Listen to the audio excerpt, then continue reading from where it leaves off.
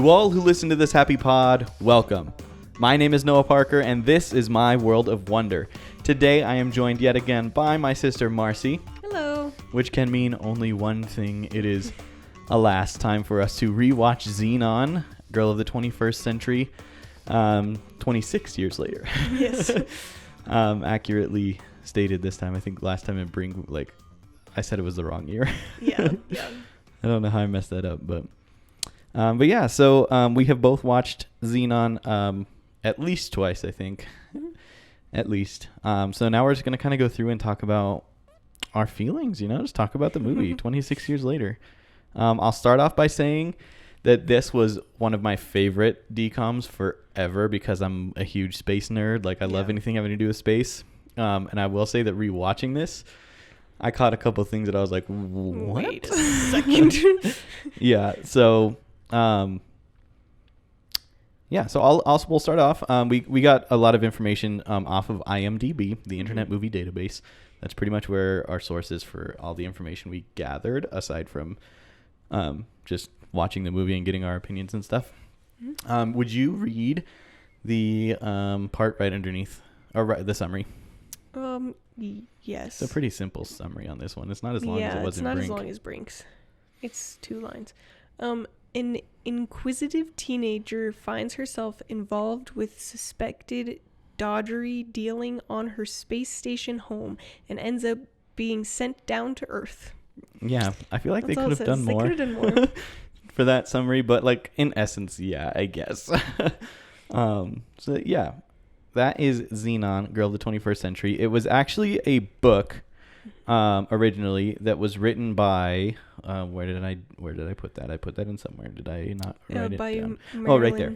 It was right under it. I was scrolling down. Sadler, Marilyn Sadler, and she wrote it in 1997.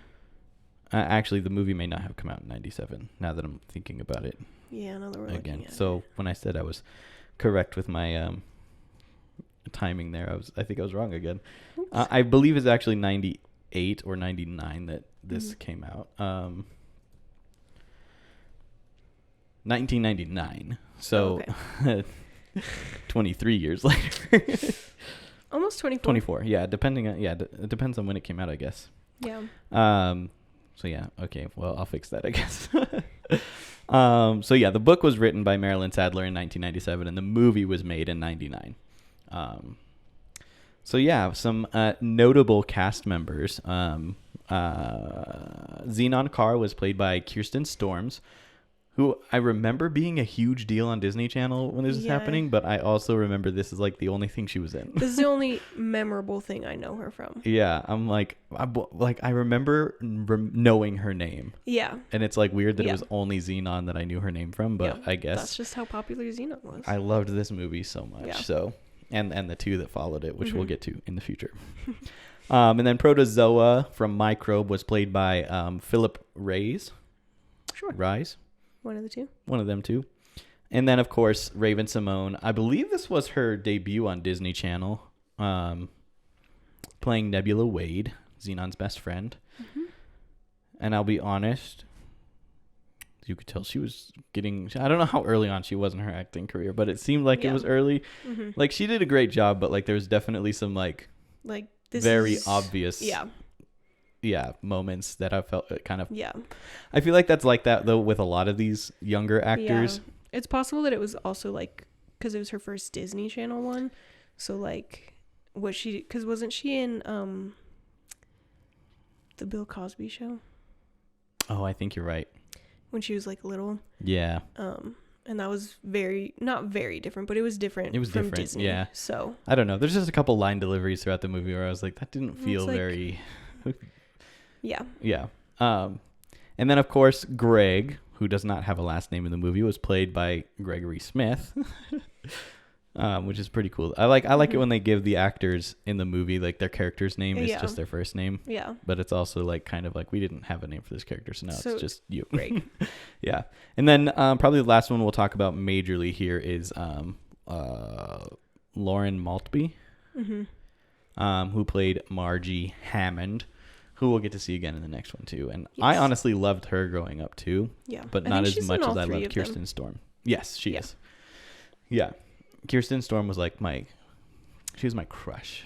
And in 99, she was 13 and I was 2. So not a chance. There's a couple other ones on here too. Like Brendan Jefferson, who played Andrew. Yeah. I did not follow. I didn't look at this. I didn't like click on anyone's name and see what else they've been in. Mm-hmm. But he looks so familiar that I'm sure he's been in more stuff that we've seen. Yeah, I feel like he's another one of those Disney Channel, like, in a lot of the DCOMs. Yeah, probably. We'll probably see him probably a couple more times. Pretty quickly. I don't remember what we're watching next. I think it's the 13th year. I think so. I don't know if he's in that, but like probably whatever's after that. I'm sure he is. We'll see him soon again. Yeah. Again soon. We'll see. Yes. Cool. So this movie was directed by Kenneth Johnson, and it was written by Marilyn Sadler, who originally wrote the book, Roger Bolin, and Stu Kringer. There's no N. Oh, you're right. Krieger. Sorry. My brain decided there needed to be an N there. I was trying really hard not to say Kringle because Kris Kringle came into mind immediately. Stu Kringle. And I got rid of most of the letters, but that N passed it. And then the entertainment or the production company for this was De Passe Entertainment. And I'm That's like, what? French. Passe. I only know that because of ballet. Ah, yes. Yeah. Fair enough. Right on. So tell me your initial thoughts when you first watched it again, because I know we probably both watched it well more recently than 2009 or 1999. Yeah. But before, I'm sure it's been at least 2 or 3 years since you watched it last time. So what was your initial when you got back into it? Initially it was like, oh yeah, it's actually not that far in the future now. Because when she's like, it's 2049, I'm like, that's only 25 years from now. Right? That's pretty close. Dude, I will still be alive. there was a line where she's like, my mom had to deal with that earthquake in 32 or whatever. Yeah. And I'm like, 32.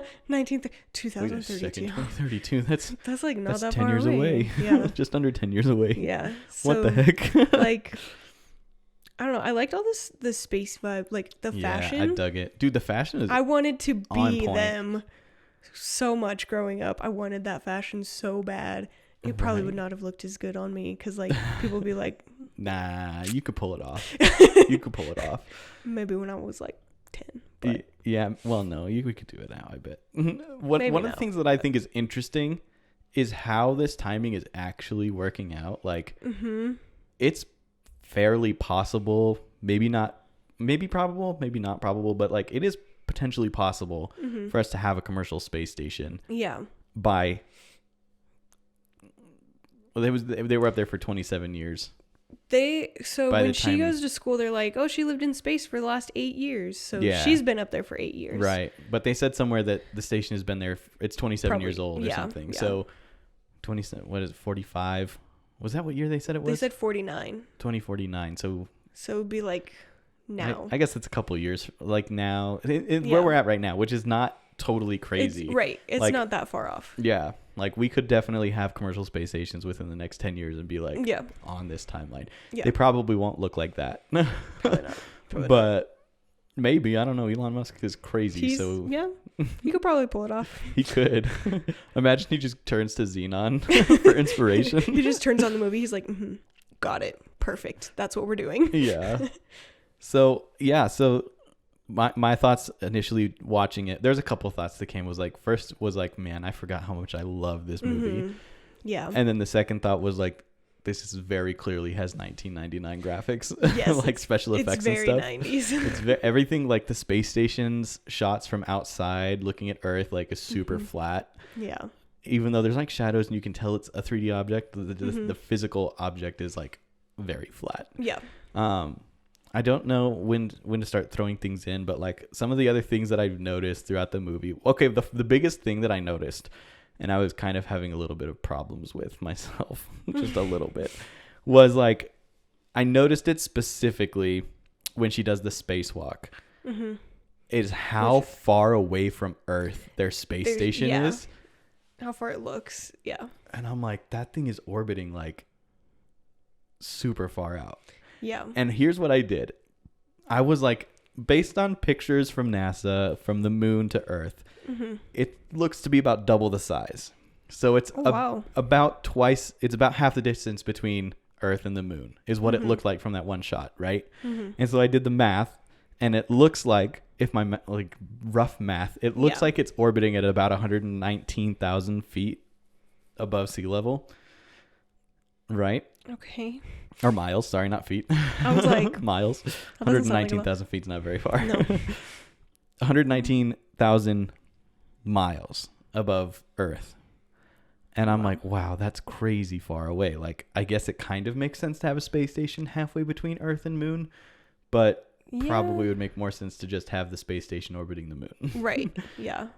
If you're gonna go that far, you might as well go all the way. Because the point of having a space station at the moon is to be like the gateway to Mars. Like, you're supposed to go from there to Mars. Right. Because it's easier to launch from there, in theory.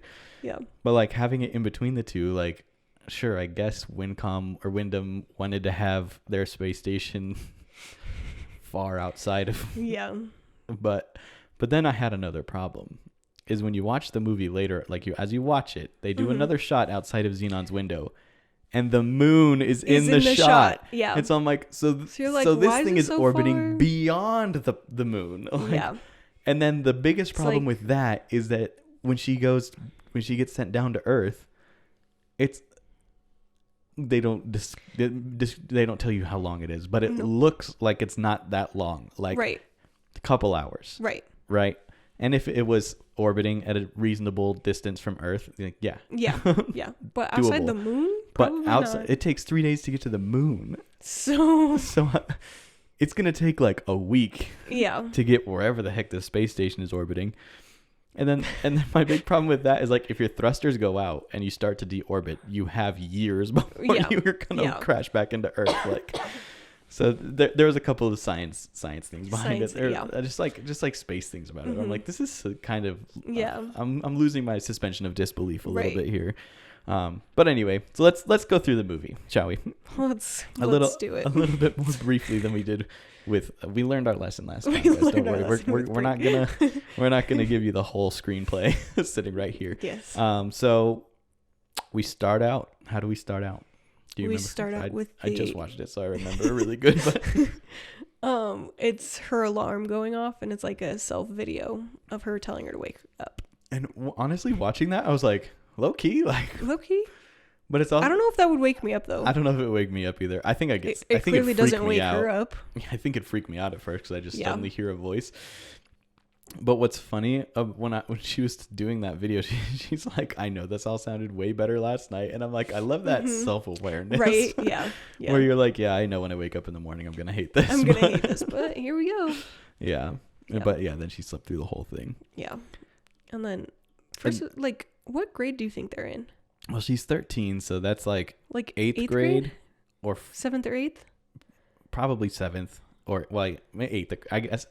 I don't know. I was trying to base it off of the fact that they're talking about polyhedrons in their math class, but then I realized I was homeschooled and I have no idea when normal kids learned about it. So I'm like, I don't actually know when that is and learned. It's one of the things where it's like, I don't know if you learned specifically about when you learned about polyhedrons, but I learned about them a little earlier than I think everyone else did because of Rubik's Cubes. Yeah. So I was like, I have no idea. But her mom walks in and she's like, oh, it's 7:45. Are you awake? And I was like, what time does school start? I guess that's not that early. Yeah, no, 8 a.m. is pretty normal. Normal? Yeah, I think. At least it was in 99. We're going to go back to I was homeschooled. Yeah, there was a lot of things that I was like, any of the school stuff, I was like, I don't know. 99 is when I started school, so. Yeah. Who knows? That's a lot. Gross. Dang. I know people who graduated in 99, so that makes me feel better. Yeah. I mean, I don't know. This is total tangent time, but there's times where I'm like, man, I feel so old. But then I think about some of my friends. I'm friends with older people a lot. Yeah. And I'm like, some of my friends graduated before I was born. So yeah. I'm not that old. I'm not that old. I'm okay. Yeah. I'm doing good, actually. Exactly. So yeah. Cool. So she wakes up, she races to the mess hall to get breakfast, and the one lady is like, Zenon. She's like, kitchen's closed, bye. She just shuts the door, and I'm like, kind of rude. And then she just kind of walks to the back, and she's like, late again, here's your breakfast. Yeah. And I'm like, that chick gets it. That's her best friend. Yeah. Sorry, Nebula. Yeah, for real. The person who gives you breakfast is on your side. Yeah. And then she finally makes it into her history class. And this is the part that I forgot. Yes. I was like, what? And it's like, I guess still may be possible. But they were talking about the President Clinton. And at first they're just like, President Clinton, blah, blah, blah. And I'm like, they're going really far back in history for this. And then they're like, unlike her father. And I'm like, her father? We're talking about Chelsea? Yeah. And he's like, President Chelsea Clinton, blah, blah. I don't remember exactly what he says. And I'm like, wow, Chelsea Clinton is president. Maybe not, but. Maybe not, but like, that's an interesting, it was interesting take for them to be like, oh yeah, by this time there will be a woman president. Yeah. You know, which is like, most people freak out about that. Like, right. They freaked out about a black president, which is right. like, they're just president, bro. They're still people. Yeah. Like what? Yeah. Anyway. Run with it, guys. It's okay. Are they doing their job? Right. Well, no. That's why I paused. Anyway, I don't know anything about politics. So. Yeah. Anyway, so skipping history class. So then yes. So after history class, actually I think it's during history class, Zenon, as any 13-year-old would in history class, goes on her computer. Yeah, she puts in earbuds. Yeah. Oh, did she? I didn't notice the earbuds, but that totally makes sense. Yeah, she's like, she totally sneaky. pulls a Corey Matthews from Boy Meets World and decides to listen to something else during history. Yes. And she learns that Microbe is coming to the station. Yes. And they're super excited, which honestly I think I would be too, because how often do they get like visitors? I mean, according to the fact that apparently they can get to and from it in about 2 hours, and probably get visitors pretty frequently. But like Microbe, it's the first rock concert in space. And that was another thing. I was like, 27 years in space, and they've never had a rock concert up here. They've never had a concert up here. Like, I'm gonna be honest. If Elon Musk or anyone, I like to use Elon Musk because when I think about a commercial space station, he's probably the most likely, in my opinion, to make it a priority. Yeah. I don't know if he will. It might be Bezos who makes it the priority, but whatever. Well, yeah. I'm just gonna go with Musk for now because I like Elon Musk. So I'm gonna just maybe he'll decide to do it just for me and let me go. But like if Elon Musk. If anyone decided to make a commercial space station, I feel like the grand opening would have a concert. Be a concert of not some necessarily sort, rock and roll, but like they would a concert would happen on it. A well-known band would be there. Yeah. Or a couple. Like I could easily see Taylor Swift being for sure the opening show for it. Yeah, they would have to spend like $4 million to get her there, or $1 billion. I was gonna say maybe closer to $1 billion because they got to get her there and then they have to pay her. Like that ain't gonna be cheap. Yeah, that's not gonna be cheap. But they built a space station. I wouldn't be surprised to see that happen in a couple of years. Like without a commercial one, they just send her up to the ISS and they're like, "Here, do a concert." Do a concert. And she's like, $4 billion, please. Right. And they're like, "Here you go. Let's go." But anyway, it was surprising to me that after 27 years of operation, it was the first time, and they had a huge stage. They had a huge stage. Like, how is this never did they just build that? Like, what? But so immediately following class, of course, Zenon starts telling everybody. Yeah, because there's a contest. Yeah. To be pulled up on stage and dance with Protozoa. I'll let you take the reins for a second because I feel like I'm talking a lot. No, you're good. I forgot what I just said already. The contest. To dance with Protozoa. The thing on the computer is that she finds out they're there, that they're coming to the space station, and that there's a contest. It's like best gift. I don't know. I don't know. I didn't really understand what the contest was. I don't think they really clarified. It's just like you can submit it. Builds a she does like a clay model of Protozoa.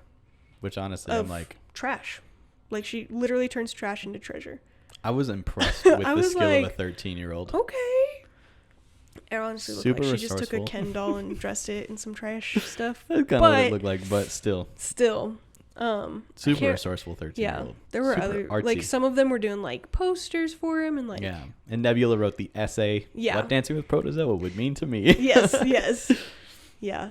Honestly, that's That's something that, like, that's like the difference between like the artsy girl and like the smart girl that they have. Yeah. And like that's how they classified them, as like Nebula's like the genius of the two, and Xenon's just like the slacker. Right.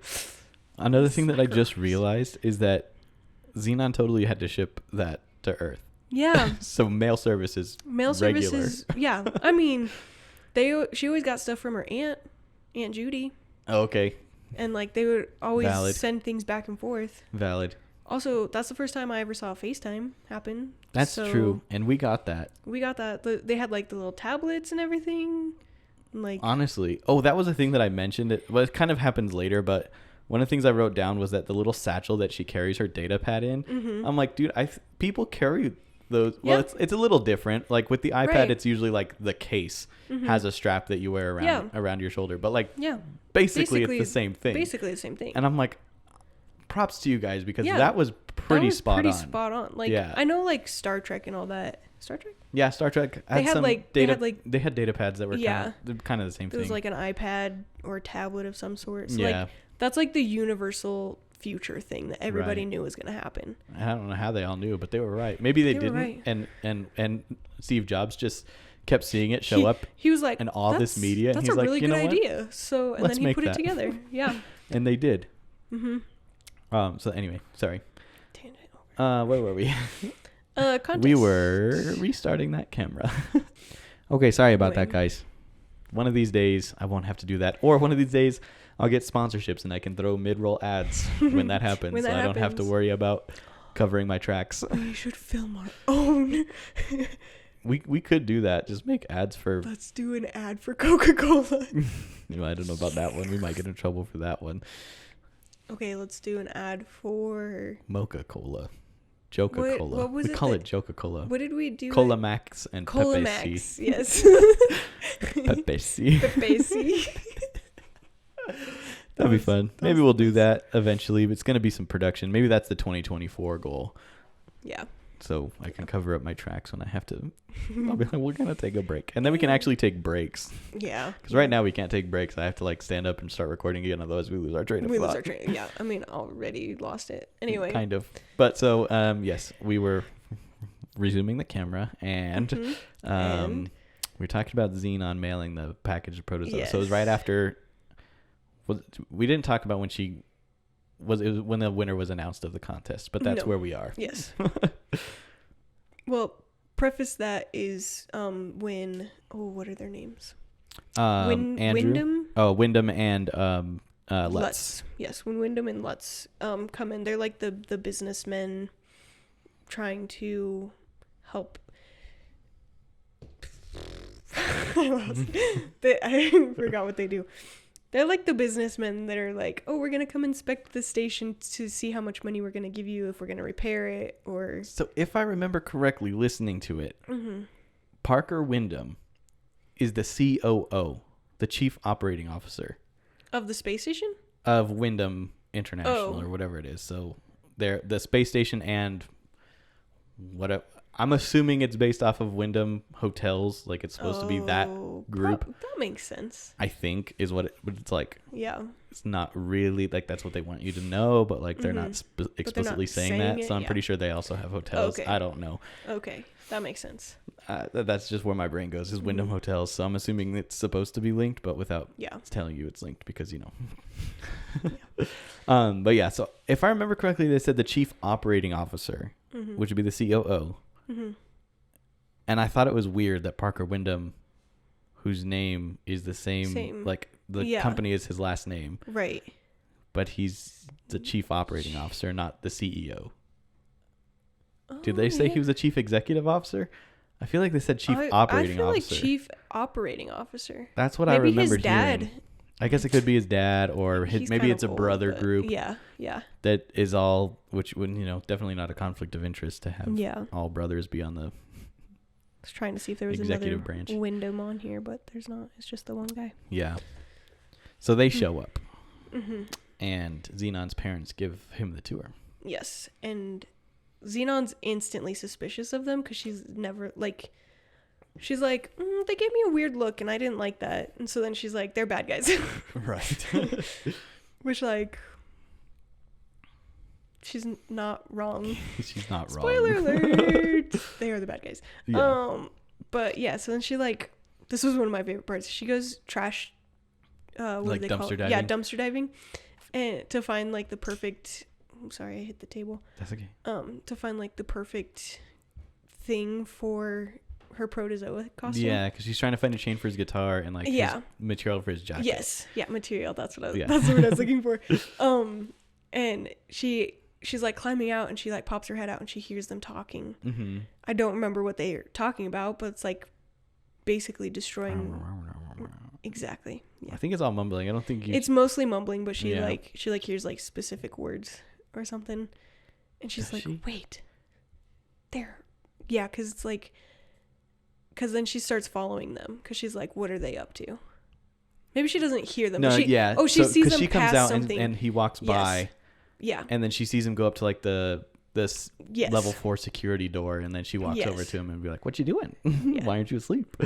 And he's like, "I could ask you the same question, little girl." But yes, no, she's because she sees them pass something to like they do like a handoff yeah.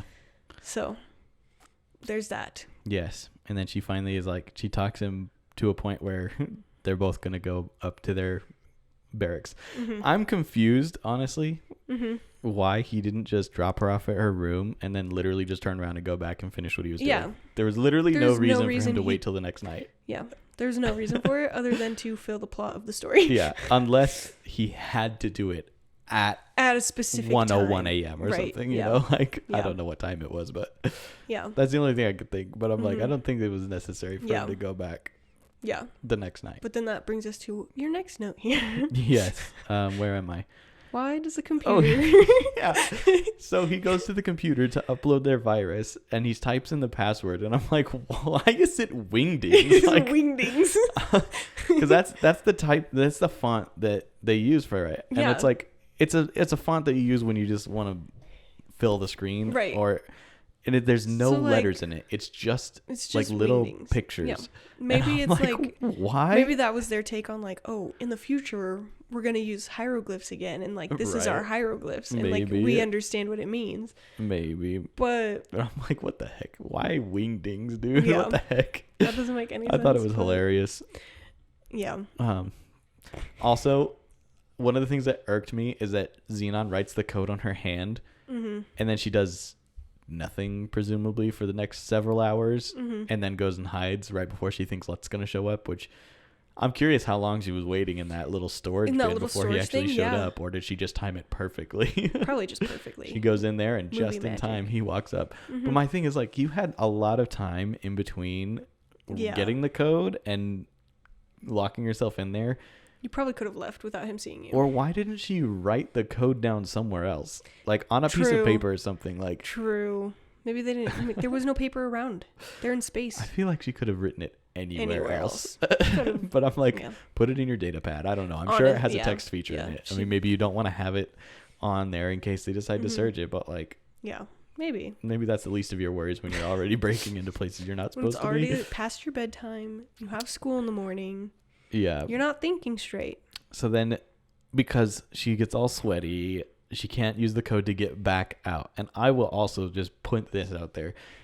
Maybe I'm a psycho, but I'm the kind of person that would have put that code. I would have written it on my hand and put the code in once, and I would have never forgotten it again. Right. Yeah. I'd have to do it at least twice. Like, I have codes in my brain that I haven't needed, like alarm codes for places that I haven't worked in years. Yeah. But it's still in my head. It just lives there rent free. Yeah.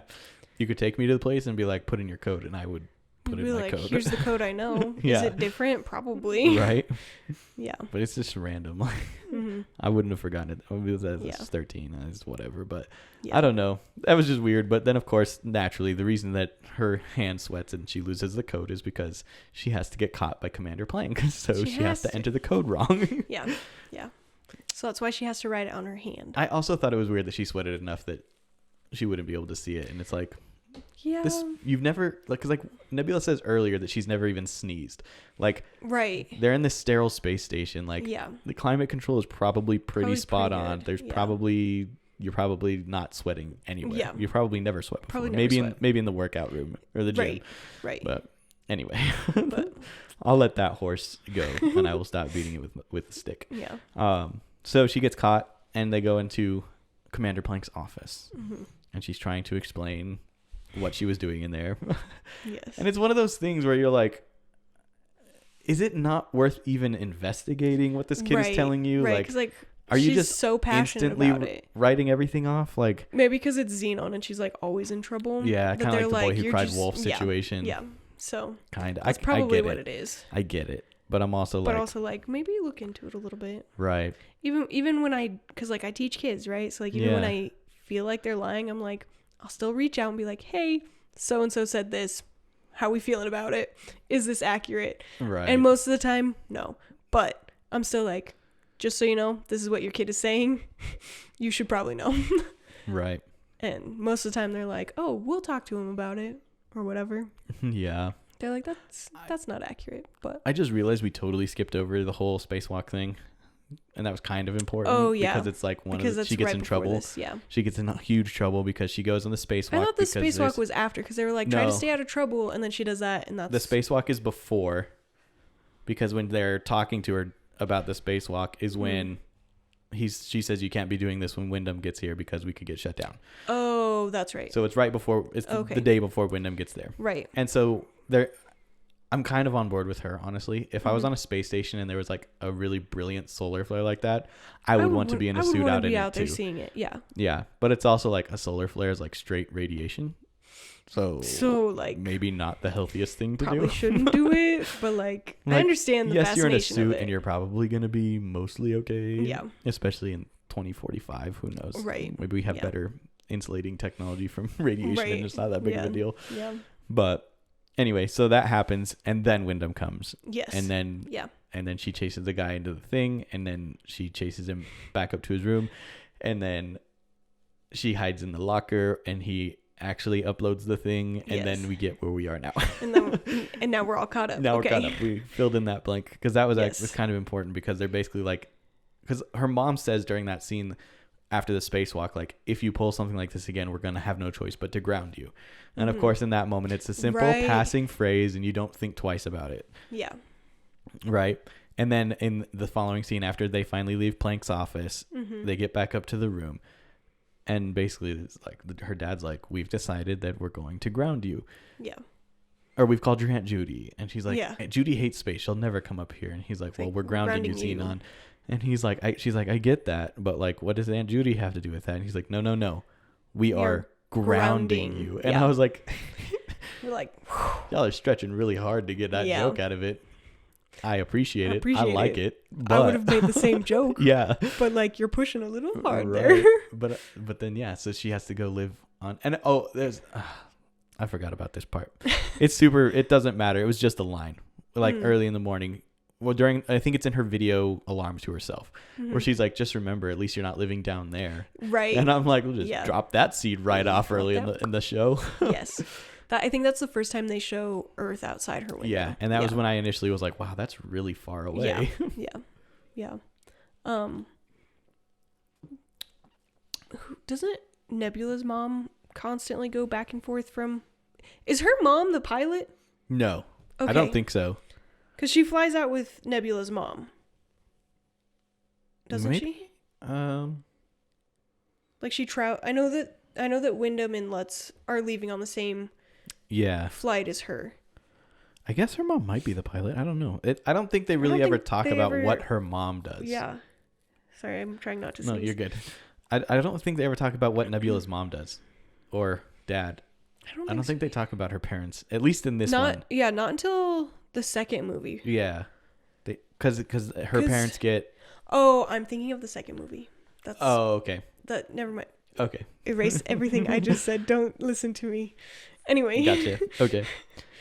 So she ends up getting put on the shuttle to go to Earth. It only takes a couple hours for some reason. It's like a quick trip to Earth. No big deal. Oh, yeah. And there's also the moment where Lutz drops the disc. Oh, yeah. When he tries to put it in his pocket. He's like... Yeah. And I'm like, how do you not know you dropped that? And then he's like, this is where my pocket is. Ping, ping, ping. Nailed it. First try. And Nebula finds it. Yeah. And then she gives it to Zenon Zenon. as an earring because it does look super cool as an earring. It does. And I'm honestly like, I'd stick that in there. I would wear that. I'd put that in my ear. That'd be cool. Just on one side though, not both sides. That'd be weird. Right? You have to be cool like Zenon. That's what I'm like. And it has to be in the right ear. Yes. Yes. And then nothing in the left ear at all. Yes. And then the space shuttle scene when they're yeah, the countdown. There was several things in there.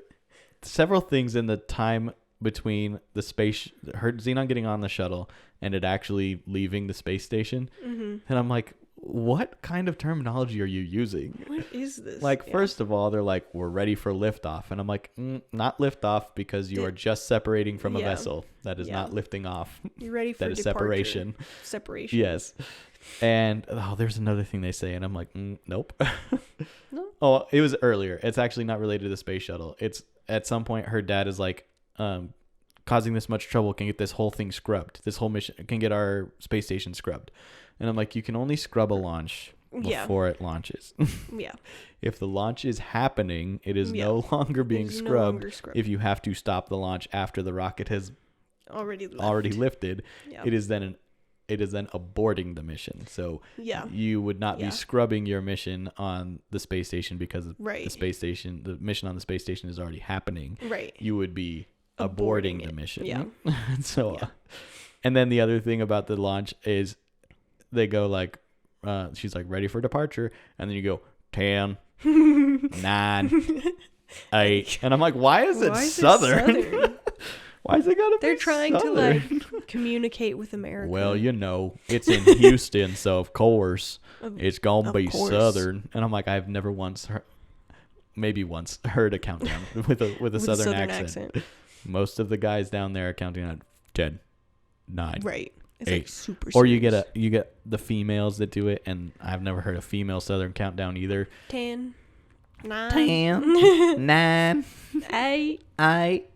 But it's like I that the countdown started, and I was like, bro, what? Yeah. There was no need for that to be Southern. But anyway, it just I happens. digress. I will let the shuttle be by now, so we can fast forward to arriving on Earth. Well, that was one of my favorites when she's like, oh, everything's so heavy now. That's for real. Like, gravity's a real thing now. And then she sneezes and rolls down the ramp. That's awesome. I'm like, oh my gosh, that's poor so funny. Zenon. But I think Nebula says something earlier that like Earth gravity adds 30 pounds. Mm-hmm. And I'm like, well, that's not how that works. It would not be 30 pounds. I mean, like, your gravitational pull would be different on the space station. Maybe it's not pulling a full G. Like Earth is 1 G. And the space station is maybe like 0.75 or 0.8 even. Yeah. And I'm like, it's not 30 pounds across the board. No. Like, Commander Planck would feel 60 pounds heavier. You, as a 13-year-old girl, would probably feel like 10 pounds heavier. Yeah. Like it's not 30 pounds. It's not going to be that big of a difference. Yeah. It is proportional to the mass. Yeah. It's not like, Earth just weighs 30 pounds more. Yeah. So, anyway. It's just funny how she's like slumping around. She's like, oh, all my bags are so heavy. I can't do this. And see, it's actually another random thing about that is when astronauts go to the space station and then they come back, they have to go through a certain process. Right. To readapt to Earth gravity. Granted, that is going from 0 G gravity, to 1 G. Yeah. So, like, that would take a little bit of time. But she honestly got used to the weight, I think, faster than she should have because she had been in space for 8 years. Yeah. Like, and also, like, there's bone density issues that you would have. Yeah. So, like, she should not have been walking upright within a few minutes. Yeah. But anyway. So the sneeze and roll down the ramp is like one of my favorite scenes. I'm gonna stop with this. I'm not gonna stop with the science stuff. There's a lot of things. Well, I think I'm actually kind of done with the science stuff for now. Okay. There's computer science stuff that doesn't make sense later. There's the one science one that I'm like, what? It's when they're in science class, but we're not there yet. When we get to it, we'll address that. But cool. So she falls down, and Wyndham kind of just stares at her and then decides, hey, maybe I'll go help her because it'll look good if there's photographers behind me. Right. That was my take on what happened. Right. That's what I saw too. And so he goes over there and helps her up. And I don't remember if he's over there helping too or whatever, but she's nearby-ish. He's nearby-ish, sorry. Yeah. And it's funny because like she picks up her stuff and like makes her snarky remark, but she like brushes her hair out of her ear and then turns behind away her ear. from them. Oh yeah, sorry, not in front. Not of her out ear. of her ear. Well, whatever. Tucks her hair behind her ear, and then all of a sudden, Lutz just knows instantly. He just knows. He's like, that is his disc, and he dropped it. I've only ever seen one disc like this, and that's mine. That's what I was. Okay, so when me and Adriana were watching it initially, I was like, that computer has a drive for that disc. For that disc. Which means that kind of a disc is not. Yeah, that's pretty uncommon. common. Yeah, it's that very is like common on. We have CDs. Yeah. Well, we don't really anymore. We had right. CDs, and that was what they had. That was their their data disc. Even the kids on Earth have. They have the drive for it, so it's not like it's exclusive to the station either. Yeah. It is their like, disc that at that point. Yeah. And so I'm like, how does he do that? And she just goes, that is my disc. It must be because that's the only one in existence. And I'm like, it can't be. It's such a natural thing. Like it could have been a dime a dozen. Right. And at that point, he had to have known he dropped it then. That was the only way he knows that it's his. He already knew that he dropped it, and he's like freaking out because he couldn't find it. Yeah. And then he saw it on Zenon, and he was like, that's probably it because I dropped it, and she was the last person over there. But he wouldn't have, well, I guess he would have known that. Because she got caught. So I guess he would have known. Yeah. But I was like, so. Bro, like, it's like if you dropped a CD. And it's like if I walked around with a CD on my necklace, and you're like, "That's the CD." Or if I dropped a quarter, and then you were like, "Here, take this quarter from me," and I'm like, "That's my quarter." Right. You took my quarter. How would you know that? You don't. It blew my mind. It bothered me a lot. That's crazy. It made me kind of upset. I won't lie. Yeah. But yeah. So then she goes to wait for Judy, and Lutz goes and walks Wyndham to his office, I guess, and then decides to chase Zenon. Yeah. Because being in front of her and being able to stop her immediately and just take it would have been too easy. So we need to do something else first, and then we can chase her and be too late. He's like, get the boss out of the way. The boss doesn't know I lost this disc. Right. That's probably what it was. Probably. He's like, yeah, no, go to your office. Go on. Go on. You all settled in? Okay, I just have to run to the restroom. Get that disc from the 13-year-old girl. That's where I put that data pad thing after that. So I already talked about that. So we can, that can just disappear so I don't get confused again. Cool. So then Judy picks her up, and does she take her straight to lunch? She doesn't take her home first, right? She takes her straight to lunch. Yeah, she takes her straight to lunch on the marina. Why does everything hover except the Volkswagen Beetles? And why does everybody drive a Volkswagen Beetle? Because it doesn't hover. It's the cost effective. It's the cost effective option. So everyone drives a Volkswagen Beetle that doesn't hover. I love the Beetle though. I think that's what made me want one. Like Probably. As I was like growing up, I'm like, I want a Volkswagen Bug. That's what I want. That is my car. A yellow Volkswagen Bug. All because of Aunt Judy. I mean, it's valid. But the thing that I think is funny is that they're like, yeah, the Volkswagen Beetle's not going to change in the next 40 years. Right? And honestly, it didn't change that much. But they don't make it anymore. They don't even make the Beetle anymore. So it's like, that didn't age well. That's why everybody drives it, because it's cheap. It's vintage. Yeah, maybe in 20 years when this takes place, we will have progressed to a point where we're just taking the shells of old Volkswagen Beetles and filling them with electronics. Probably. I will say that it kind of makes sense because the Volkswagen Beetles in the movie appear to be electric. Yeah. And they all have autopilot. And it's like, yeah, the Volkswagen Beetle looks like it'd be a pretty easy vehicle to convert to electric, relatively speaking. Yeah. Not that I know anything about doing that, but it's probably pretty light. But it's like a small light car. So yeah, you probably wouldn't have a whole lot of trouble. Sense. So maybe that's what we do in 20 years is we take a bunch of Volkswagen Beetles from the junkyard and we turn them into electric vehicles and we make everyone who can't afford a hover limo drive them. Exactly. Perfect. That was the only reason I even mentioned. I thought about why is only the Beetles the thing why do Beetles not hover? Is because Margie says something later about riding in her dad's hover limo. And I'm like, why does the limo hover but the Beetle has to be on the ground? Obviously there's like special effects things that it's obviously easier to have a car actually drive than to try to make it look like it's hovering. Yeah. But whatever, it's fine. But still, it's fine. I'm over it. Are you? No. I didn't think so. It makes me mad still. Everyone drives a Beetle. Yeah. Oh, And so then they go to lunch on the marina. Mm-hmm. That's when she meets all the kids. She meets everyone, and I hated Margie immediately. Instant hate. But it's because she instantly hated Zenon. Like, because she didn't even give her a chance. Yeah. She didn't get to know her. She didn't even introduce herself. Right. She literally She's walks like, up to Zenon. "Oh, you're new?" Like, yeah, her first words to Zenon are, "Me and the guys over here," roughly, I'm paraphrasing, "me and the guys over here had a bet. They think that you're wearing that costume because you're trying to be whatever, you're trying to be the next Right. trendsetter or whatever, but I think you're getting a jump on Halloween."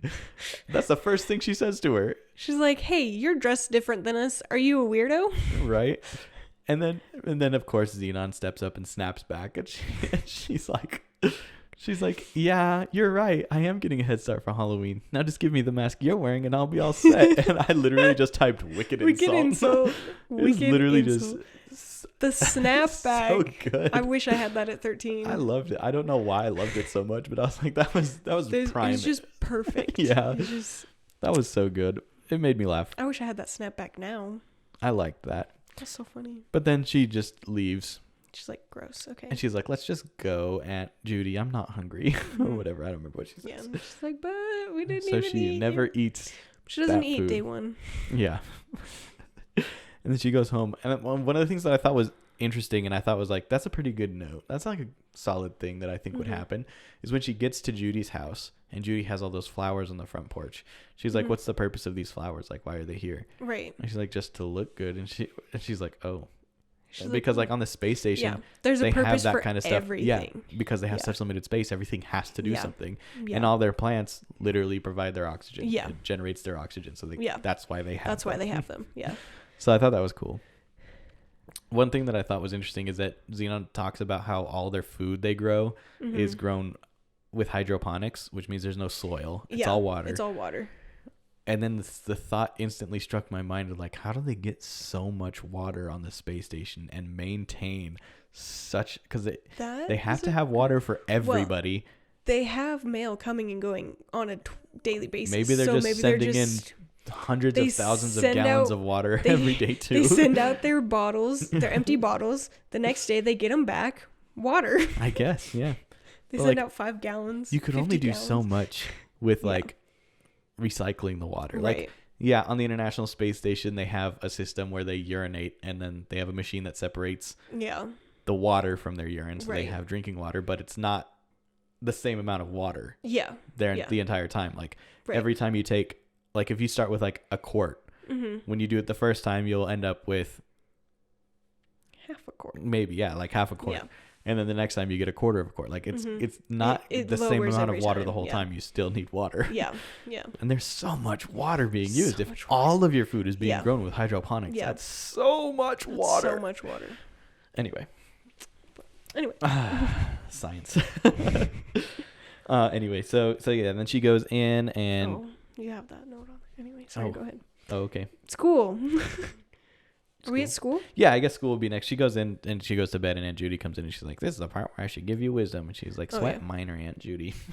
Sweat minor. That's a whole other thing that I love the lingo that they have. I love the lingo too. And part of me is like, do I just start using some of this lingo and hope Listen, it catches on? I use Zetus Lapidus all the time. Dude, I want to know what it means. Great googly moogly. Great googly moogly. I like that one. Phineas and Ferb is a dime, not a dime a dozen. What's the opposite of a dime a dozen? Whatever, I don't know. I love Phineas and Ferb. I love Phineas and Ferb. Did you hear they're making a new one? I did. They're like rebooting it. Yeah. I hope it's as good as the original. I think it Me will too. be. I think it'll be pretty good. Yeah. Anyway. Wow. 2 for 2. Neato burrito, cuz. Give me just a Neato second, guys. burrito. Okay, cool. So we are at school. Yes. Go ahead. That's when they introduce her. First of all, they say rain on car. And I'm like, it's clearly a Z. How do you get Z and R mixed up? Right? She's like, actually, it's Zenon. And they're like, Zenon, that's a weird name. What kind of, then Margie like it shouldn't snaps be. back at her. And she's like, Zenon, okay. Basically. She's like, sure, my name's Margie. Yeah. Like, see, I feel like Zenon shouldn't be it such a shouldn't weird be name weird. because it's an element. Granted, I believe the element is spelled with an X and not a Z. I think. Let me double check that before I That take sounds that as accurate. fact. Yeah. Xenon the element is spelled with an X. Mm-hmm. Maybe Unless I'm wrong. that's why they said Raynon. That's got to be Xenon, right? Yeah. When you type Xenon with a Z in Google, Xenon element, it autocorrects to an To an X. X. Okay. So yeah. So like, yes, it's spelled differently, but it's Yeah. the same thing. Like, Yeah. and if we're so technologically advanced, like it appears we Like, are, shouldn't we? Well, isn't Earth like a different time than in space? where they live in Earth is quoted by Miss Judy, by Aunt Judy. She says that they live in a town where they let time take its, or they let, I don't remember how she phrases it, but basically they're like, we didn't take all the extra, we didn't move into the extra like technological like super advancements like everyone else did, like LA and New York, because those are all super techie, but but the knowledge should still be there in the same place. Yeah. I don't know. That's like, granted, I guess it's weird to name a kid after an element, but I mean, when you're both scientists, that makes sense. yeah. We kind of glossed past that. Her I parents are guess. both scientists. Yeah, they are. But whatever. But That's why they're on the space station. yeah. So I guess it's not that weird if you're both scientists. That makes sense. Right. And I totally would name a kid Zenon. Right. That's a cool name. Would you spell it with a Z or an X? I would spell it with a Z, but that's because I love the movie. Right? And then they'd be like, oh, Zenon, like the element? And they're like, no. No, with a Z. It's like the with a Z. movie. My Have you dad's heard a of the weirdo. 1999 movie Zenon, Girl of the 21st Century? Spot on. Any hoozle. But yeah, so then I can't remember if it's science class or the swim first. I think science class is first, and then the swim. This is the one I was going to talk about earlier, when she's like, I did what you said, I heated it up. So like they're in science class, and she's partnered with Margie somehow. I don't know if you, maybe by Plot last name. Probably not. I don't know Margie's last name. It's Hammond. Oh, okay. So, probably not, just because they're both girls and they're enemies, so yeah, that's why they put them together. Exactly. But they're like heating up some chemical. Yeah. And the teacher told them to heat it up to 250 degrees. Right. And she's used to space where they use Celsius. Right. And they use Fahrenheit still on Earth. This is my favorite part of the whole movie too. And she's like, I did what you said. I heated it up to 250 degrees Celsius. And she's like, down here, we're still using Fahrenheit. Fahrenheit. She like uses a completely different accent to say Fahrenheit. Yeah. It's so random, but you're right. She and then did do and that. like Margie's like, she's like, so you heated it up twice as hot. And I was like, is that? I don't know the difference between Celsius and Fahrenheit. So like, well, it's scalable. It kind of scales. It depends. Like 0 degrees Celsius is 32 degrees Fahrenheit, right? Mm-hmm. But 2 degrees Celsius or 1 degree Celsius isn't 32 degrees or isn't 64 degrees Fahrenheit. Oh, okay. I don't think I don't, because no, it's not just off by. It's not just 32 difference. Yeah. It's like the math is like 33.08 or 0.8 or something like that. Mm-hmm. So like, so 0 degrees Celsius is 32 Fahrenheit, but 1 degree Fahrenheit or 1 degree Celsius is 33.8. So like, if she said 210, 250. 250. So yes, that one would be, that one is basically more twice accurate. as much. So that is an accurate count. Okay. I don't know the difference. I wanted to see the math. I didn't trust it, but I just know Fahrenheit because that's what everyone uses. that's what everybody in America uses. One side note And I on don't that know is if I have anybody else- never ever seen I'm homeschooled, but every time in movies or even because we did Kova, what's it called? Just Kova. We did Kova for a while, Colorado Kova Online Virtual Academy. Yeah. And that was like, we had like video, I had a video science class where a instructor actually taught a class. Yeah. But like, as far as I know, and I feel like this is pretty common practice in science classes, no matter what you're doing, when you say a temperature, you always add which. Yeah, you always follow it by which like, scale you're going on. Like, you would say it's heated up to 250 degrees Fahrenheit. Like, I feel like saying heated up to 250 degrees is asking for trouble because. Right. Especially knowing she's been in space for 8 years. Right. But like also the thermometer she's holding, it says F next to it. It says Fahrenheit. Got him. So she's not. So she's converting in her head.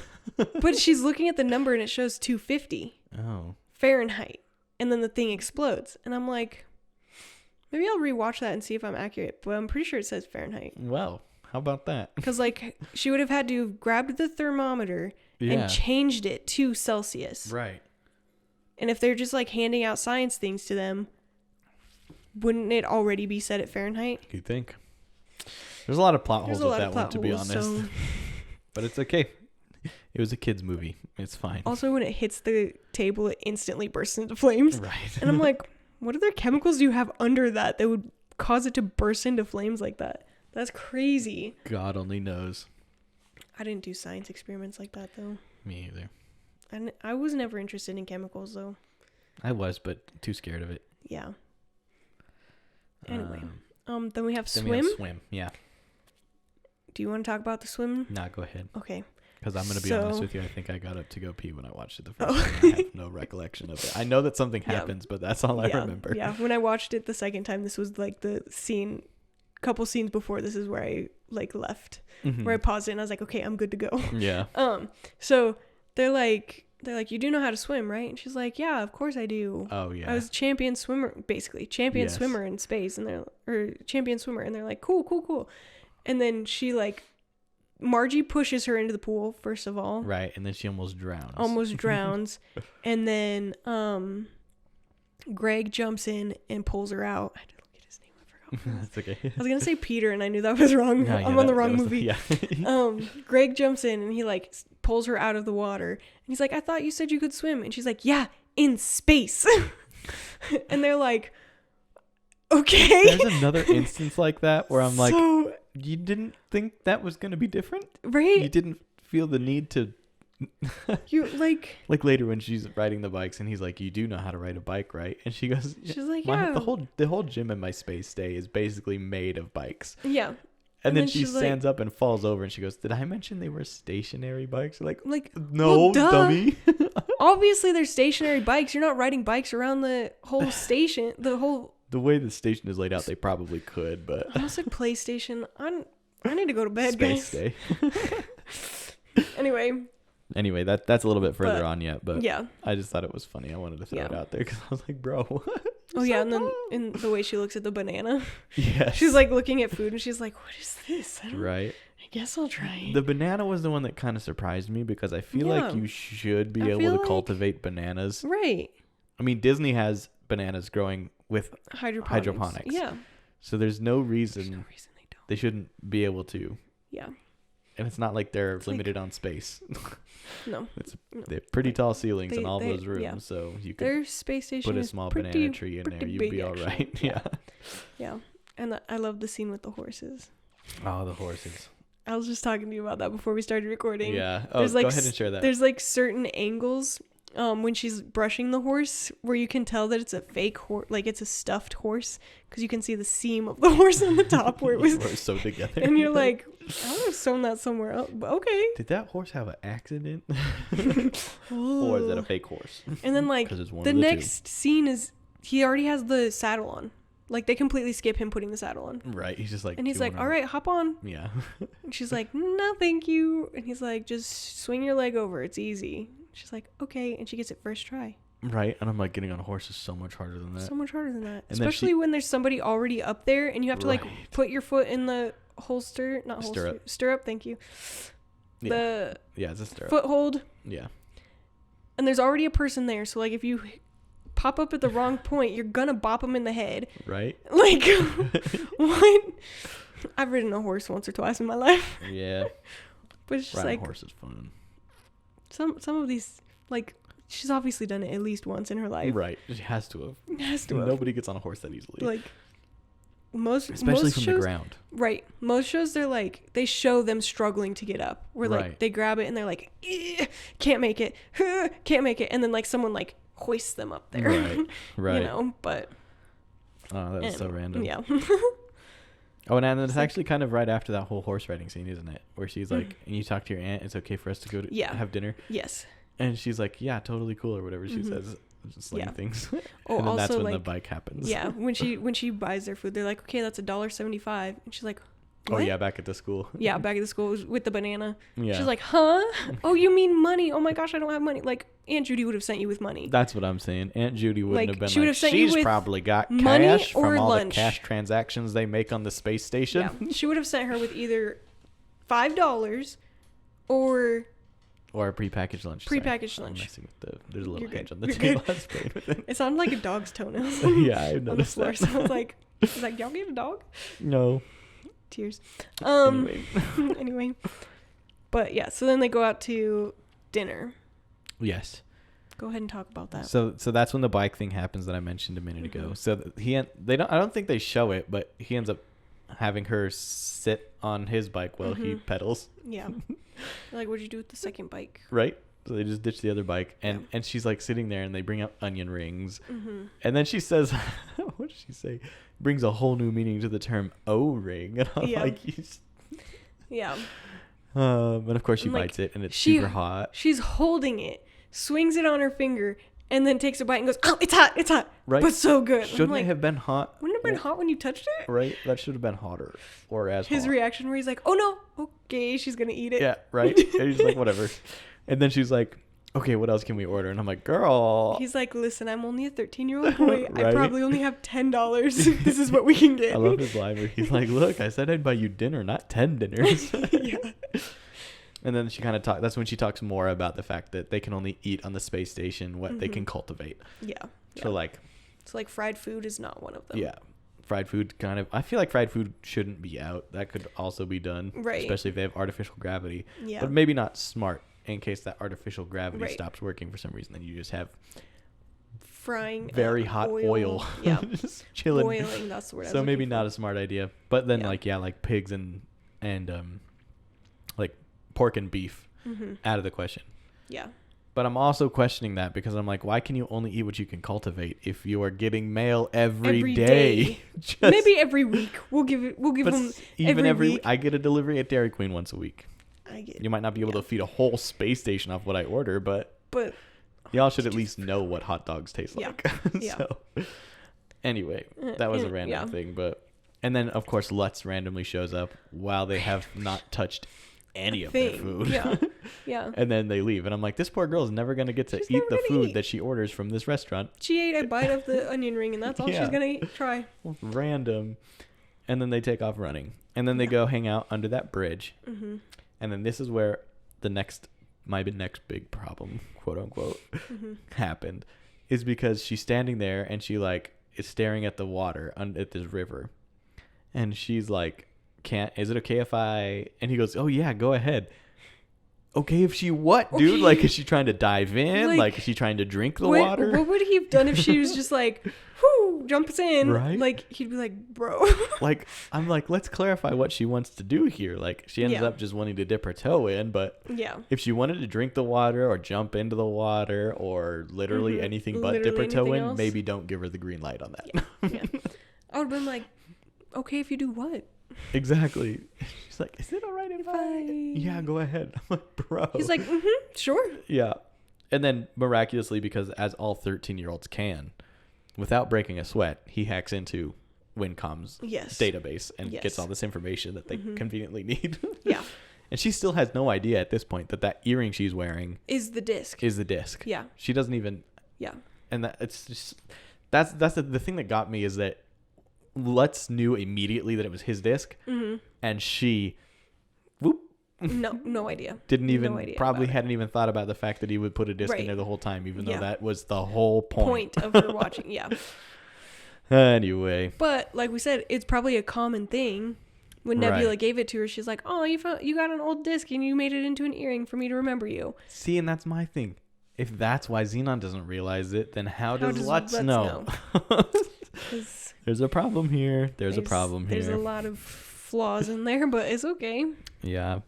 So then they go back. After that, they find out that Wincom is actually losing money. So the $5 billion that he promised is not happening. And they ride back. Because he promised $500 million. I think it's $5 billion. Was it 500? Was it only 500? I thought it was 500 million. It is 5 but billion. Maybe it was billion. I don't remember. followed by 500 a a lot lot. by a lot of zeros. Yeah. To fix the space station. Yeah. So they ride back to, I'm guessing, Judy's house so that he can drop her off because he's got the bike. And he's like, stop wiggling around. And she's like, I can't. One more. What does she say? Like, one more minute and my butt's going to be ready for the discard bin. And Yeah. I'm like, what? What a phrase. Like we don't, a phrase that we use in everyday life is not my butt's ready for the trash can. My rear end is ready to be thrown away. It hurts so bad. Cut it off. Right. So I'm like what? it's weird that becomes a slang thing that they say. My butt's going to be ready for the discard bin. Okay, Zenon. We still have 25 years before we start talking like that, though. So right. We'll find out, I guess. And we'll find out. Maybe in 25 years that is how we'll talk. Who knows? Okay. So then what happens? I'm running out of notes, so you're going to have to you're going to have to pull this one off cuz I'm apparently trying stopped writing things down. This must have been where I got into it. I'm pretty sure this is this is when we get back and the house has been broken into. Yeah. And they're like Judy freaks out, she calls the cops. Yeah. And they're like nothing was stolen. They're like nothing, they're like everything seems to be fine, just like a random break-in kind of thing. Sorry. And then like they're putting stuff away and she's like, well, it's so weird. None of my stuff is missing. None of my stuff is like broken in. It's literally just Zenon's room. Right. And Zenon's like, this wasn't a random break-in. It was Lutz. And she's like, what? Her aunt has no idea what's happening. And she's like, no, this was intentional. It was for me. Like they're trying to get something from me. And she's like, what? See, that's another thing where I'm like, and it's still not red flagging yet. Like, what could they possibly be looking for? Right. But like, she's got this earring on the whole time. The whole time. I think it's... No, never mind. It's later. When she like takes it out and puts it in her jewelry box. No, that's the first night. Before Judy comes in, she does that. And then she basically just has it on the whole rest of the movie. Okay. I did remember that. I just couldn't remember where she did that. But yeah. So then, fast forward a little bit again to... Whose house are they at? I think they're at... I was assuming it was Greg's house, but I didn't actually I think they're know. at Andrew's house. Oh, yeah. Never mind. You're right. They are totally at Andrew's house. Yeah. So they take this disc over to Andrew's house because... He's the computer genius. Yeah. Because his dad's a computer genius. The break-in has to have happened before that. I don't remember when, but it has to happen before that. Because she doesn't know that they're looking for the earring. And they figure out that the earring is the problem when they're at the date. Yeah. So it must have happened earlier and we skipped it. Probably. But whatever. Anyway. So then Andrew is like trying to figure out what's on the disc. And he can't figure it out. Yeah. And then that's when Margie makes her hover limo thing. And yeah. She's like, let's go to my house. I'm bored here. Yeah.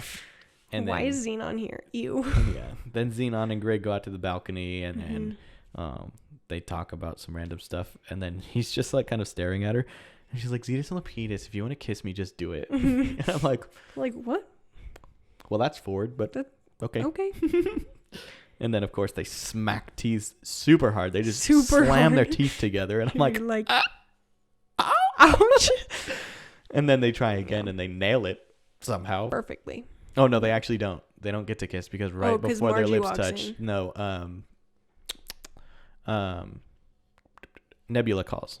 Oh, yeah. Because she's like, Z, you got to get there ASAP because the next cargo ship is leaving tonight. Yeah. Because like she's like constantly talking to Nebula and she's like the whole station's falling apart. Yeah. I don't know what's happening. Every time they go back. Every time. Yeah. Every time they go back and they talk about the fact that the station is having issues, I'm like, how has nobody even thought, maybe Zenon was onto something? Yeah. Maybe Zenon had an idea of what was actually happening. They're all like, yeah, we don't know what's wrong with it. Zenon was telling us a story about someone trying to upload some bad stuff to the station, but that can't possibly be it because Zenon said it, so it's not true. Yeah. Can't be. So we'll try to figure it out again. And I'm like, y'all didn't even think it was worth like saying maybe Zenon's not crazy. Maybe she's not that crazy. Yeah. So they race down to the place, the area, to get Zenon on the cargo ship. Yes. And they... So I feel like his timeline's out of whack a little bit. I feel like I'm messing things up. Because the night before, so like she leaves the disc with Andrew. Yeah. And he's like trying to figure it out, and then like the virus virus pops comes up and it like explodes his computer. And that was my next note, because there's this whole elaborate animation of the virus popping up and going across the screen and like eating a hole through the screen to like emphasize like I'm going into the system to mess stuff up. And I'm like, why is the animation there? Why is the animation there? Well, that's like, not necessary. You know what happens with the animation?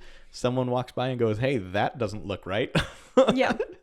And then his computer like sparks and smokes. Catches on, like not catches on and fire. And he's like, but it catches on fire. I'm like, what?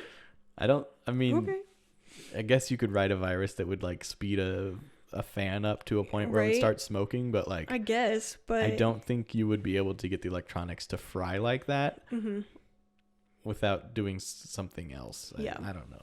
I feel like, I don't know. Yeah. But anyway. Then they move on to like, she has this nail polish that's like the exact holographic as the discs. Yeah. And they make the fake discs and paint them. Which is another thing that I thought was weird. Is that she had to use nail polish on discs, and the discs are real because she gives Let's a fake disc that has her face on it to show like, I know exactly what you're doing. Yeah. Right. And I'm like, that was the part I got to where I was like, okay, maybe it's a special disc. Like why I don't know why all of the discs aren't rainbow. Right. But maybe the one that Let's has was rainbow, and that's how he knew. Yeah. But I'm also like, it doesn't seem very probable. Right. That is not a standard feature on these things, but yeah. So then she don't they go to the sorry, my stutter. You're good. It's not a conference, like it's the like protozoa. It's like the press conference for when he's leaving, the departure conference. Yeah. And she sneaks onto she sneaks backstage to talk to Protozoa. Yes. And basically is like, I'm Zenon Carr, I won the contest and I'm supposed to be up there, but obviously I'm here. I need you to take me back. Yes. Yeah. And she's like, my space station is falling apart. Crazy. Yeah. You're crazy. Somehow Aunt Judy ends up. Aunt Judy, because Zenon leaves her a message on her data pad. Oh, yeah. It's like, hey, I gotta go. Yeah. Yeah, and she follows her to the convention center. Yeah, which I don't know how she figured out that's where she went, but because it's Protozoa's thing. I guess it makes sense. So she's like, well, that's where the space shuttle is. So yeah, she's gonna get back to the space station. She has to get on the shuttle. See, and that was the thing that I didn't remember in her message to Aunt Judy was specifically saying she has to get back to the space station. I don't remember her saying that. I just remember her saying she has to go. Yeah, but like, where is she gonna go? Right. You know, she's either gonna go to Aunt Judy's, Greg's, see, and that's the thing. There's like some things they feel like they have to spoon feed you, and things that you're supposed to just she figured it out. No, she's magic. Yeah. Don't worry. Because like when they're all in the car, and that's when you find out there's autopilot. Right. And he's like, I look very young for my age. Yeah. And then they just bust through the gate. She's like, I'm looking for my niece. And he's like, who do you think did that? The freaking gate, dude. I'm like, who makes a security gate out of glass? Out of glass. You are asking for what happened to happen. Yeah. And then she's like, oh, sorry. And then speeds through it. I'm like, you got glass all up in your tires, girl. Yeah. Like, what? At that point, who cares? So then Zenon gets on the shuttle. Mm-hmm. And then Protozoa goes and gets on the shuttle. Yeah. Yeah, he's like, okay, sneak onto the shuttle. And then Judy kind of ruins everything by telling Wyndham and Let's exactly where Zenon is. Be like, she just got on the shuttle. Like, why would you? Well, you know that they're after her, right? She doesn't, though. But she's told them all about all of this. Like Zenon told her aunt about all of it, and she kept saying it's Let's, right? Yeah. It's like, why would she just tell Let's exactly where to find Zenon? I don't know.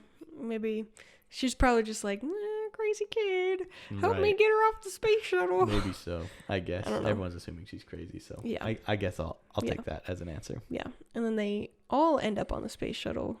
Yes. Somehow, and I love when Zenon we're departing slides in 5, down. 4. 3. Yeah. The ramp is still down though. Mm-hmm. Yeah. I like when they're trying.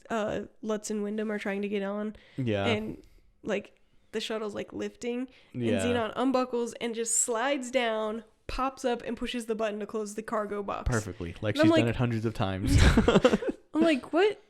Wouldn't the cargo box already be closed? The cargo station? Well, I think it was, but Lutz and Wyndham fell back into it, and it opened, and they fell in, and they were trying to get up so they could get out, but it was too. But then she slides down and pushes. I don't know. Well, I don't know. Anyway, and then they're playing poker with all of micro. Yeah.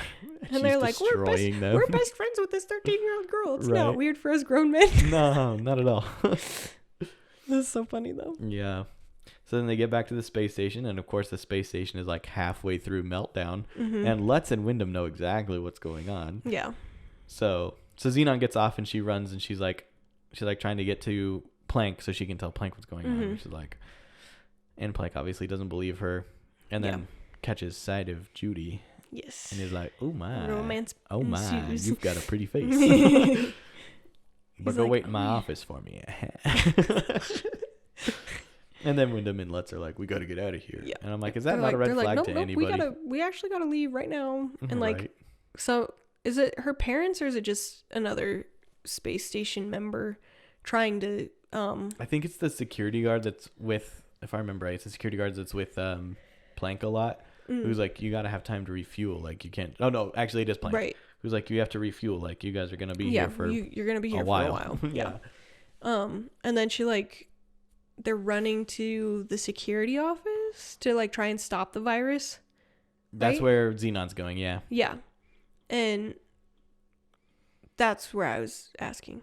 Oh. Was like, is it her parents trying to stop it or is it just someone else in there trying to stop the virus?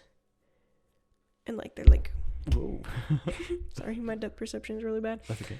And they're like typing in all the wingdings and yeah, they're like, yeah. this isn't right, this isn't right, this Xenon's isn't right. parents are there, the security officer's there, and Planck is there. Okay. And then Zenon, like, because doesn't Andrew create an antivirus for it? That reverses everything that the virus and so does. she's like, I've got the I can do this. Right. And they're like, but how? You're just a crazy kid. And she's like, because I know what's been happening this whole time. Like I said to you guys, they were trying to kill us all. And I love the fact that she just can't get the password right. I know. Until right when she hits the enter key and then the screen goes black. Yeah. But it was apparently just enough time. Just enough time. She's like, did you black enter? Milliseconds from meltdown. Station comes back alive. And they're like, yay, Zenon. Yeah. And she saves the day. Let's go, Zenon. If only people believed you. Yeah. Sorry about that. Right. And then, basically the only thing that really happens after that is the microbe concert, which is super cool. Yeah. And he pulls. I love that song. Yeah. Anyway, so they're at the concert. Yeah. And Supernova Girls playing. It was the song, right? I love that song. Yeah. Yeah.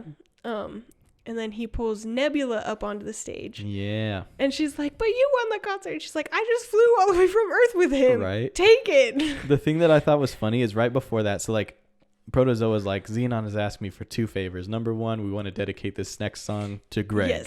Yes. Right. And she's like, and she looks at Greg and he's like, thank you.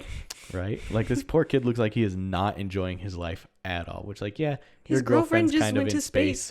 Probably not going to like see her for a while physically. Yeah. But like, he's literally just like, and then like, enthused. and then, so then they have Nebula go up on stage and at the end she blows him a kiss. Yeah. On the FaceTime and he goes, I'm like, did you guys just not like, give this kid direction at all? And you're like, just stare at it as if someone's talking to you. Just like, he was like, we're going to film you. Just look like someone's talking to you on a data pad. And then we're just going to superimpose it later. And so he's just like. He's like.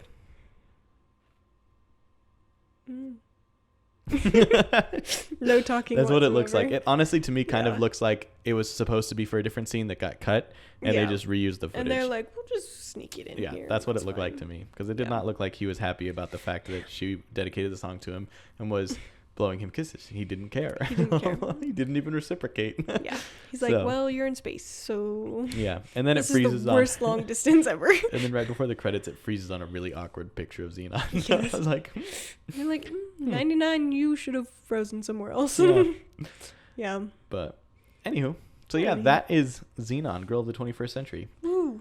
I really love the movie. I really do. Yeah, it's for great. all the weird, for all the inconsistencies with some of the plot and some all of the incorrections and, on the side, like the failures on science. Yeah. I don't claim to be an expert on science, but I know enough to know when they're Well, there's probably a lot more BS happening Right. than I'm realizing, but like Right. the things that I know, I was like, that's But you're like a little annoying, but I yeah. don't care enough about science for it to ruin the movie for me. Right. Yeah. So you're like, this is a kid's movie. It's not supposed to be like Yeah. super scientific. Exactly. But, So yeah. right on. Well, how do you rate that's what we're going to start doing right now. Start rating the movies. We didn't do it last time. We'll not superimpose it, but we'll retrospectively do that after we've graded this one from 1 to 5 stars. 1 to 5 stars. Yeah. Is this like movie wise or nostalgia wise? Overall. Overall. So you can include like as a film, nostalgia factors. Mm-hmm. You know, it can lose points because of whatever. Inconsistencies. Yeah. It can gain points because of actors or whatever. This one, I'd probably give this one a 4. 4? Yeah. I would say 4.5 because I love this movie. Yeah. Yeah. And my nostalgia factor is a 6. Nostalgia factors a 10. It's giving extra points that shouldn't be there. So right. 4.5 out of 5. And the only reason it's not 5 is because I'm not buying where it's orbiting. Right. I lose myself on that one a little bit because it should not be that far above Earth, and it should not be orbiting between Earth and Mars. Right. Yeah. Which is what it seems like when you have that one shot where you can see the moon clear as day, and it's not like the moon's just on the other side of Earth and it's, you're staring across Earth at it. It's like it's like there. Yeah. So 4.5 out of 5 for me. I really love the movie. Yeah. I love all 3 of them. To be honest. Yeah. And I can't wait to talk about the next one. Yeah, I think the second one's probably my favorite out of all. I think we have a solid number of films to get through before we get to the sequel. Yeah. But yeah, cool. Ooh. Final thoughts? If there's one scene about the movie you would change or take out, what would it be? That I would change or take out? Yeah. Probably the bike scene. It doesn't make any sense really. Yeah, I feel except for them getting from one point to the next. Yeah. And for her to remind him that she's from a space station. Right. I think the only scene I would take out is when she first gets there and Aunt Judy takes her to dinner or to the place to have lunch. Yeah. I would take that out because it is super unnecessary. Right. They don't eat there. It's just introducing the kids. Right. And it's like they literally do that at less school. than 10 minutes later when they're at the school. Yeah. And I feel like that would have been a better place to introduce Margie, and then Margie could be a lot more annoyed there, I feel like. Right. But I don't know. Yeah. But yeah. Cool. So that does it for us for today. In about a month, roughly, we will have another one where we rewatch. I believe it's the 13th year, and if it's not, that's what we're gonna do now, just because I said it. So, it's a good one, anyways. Though. Yeah. So I'm really enjoying doing these. Yeah. Rewatches, and I like that we're trying to space them out at least a month because it gives me time to it gives us time to watch them and do other things. But I also really like doing them because it gives me I know this is a podcast that's happening this month, so it's a lot. I don't have to come up with 3 topics. Right. Cool. Awesome. So until we see you guys again for our Christmas special, that should be the next one that comes out if I'm doing my mental math correctly. I got something special planned for you guys. And I hope you'll enjoy it. But until then, let the wonder take hold.